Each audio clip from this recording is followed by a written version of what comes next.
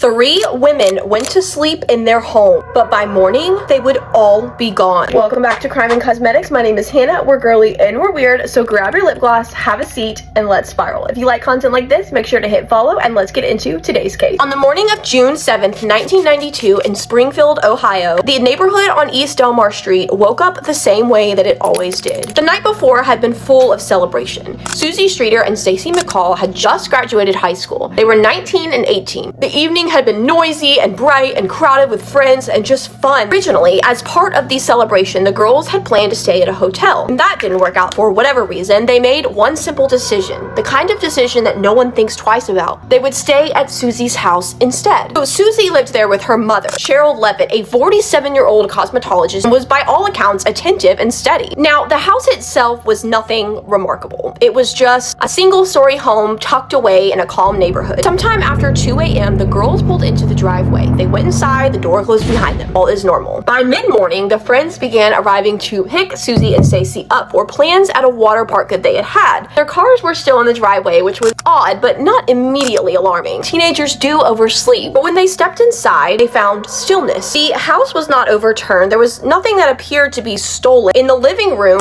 were 3 purses sat neatly together. Inside, wallets untouched. Sherry's cigarettes were even still resting where she had left them. Her bedroom, her glasses lay on the nightstand, an especially unsettling detail because she was legally blind. This is when alarm bells went off. It did not look like a crime scene. It looked interrupted. So outside, the porch light globe had been shattered and glass completely littered the ground. The friends, unaware of what they might be disturbing, started sweeping it up, and they straightened cushions. They're answering the phone when it rang. When one of them picked up one of these phone calls, a man's voice began speaking in a low, obscene tone, talking about very inappropriate things. So the friend hangs up, but it rings again. The same voice, more explicit this time. Police would later suggest that these calls may have even been connected, but by then the most important fact was already impossible to undo. These women were gone. For 3 adults to vanish from a home without waking the neighborhood, without leaving behind visible signs of violence, just either extraordinary force or a quiet kind of compliance. Over the years, the theories surfaced and dissolved. A local man with a violent past was questioned. An anonymous tip claimed that the women were buried beneath a parking garage in Springfield. Nothing conclusive emerged. Some mysteries feel distant. This one feels domestic. It happened in a house, a place of routine and safety, because it's something so normal can happen in such an ordinary setting. Then the boundary between normal life and the unthinkable loss is a lot thinner than we believe. That was all I had for today's case, guys. Let me know what y'all thought about this one in the comments, as well as leave your case suggestions below. See you in the next one. Bye!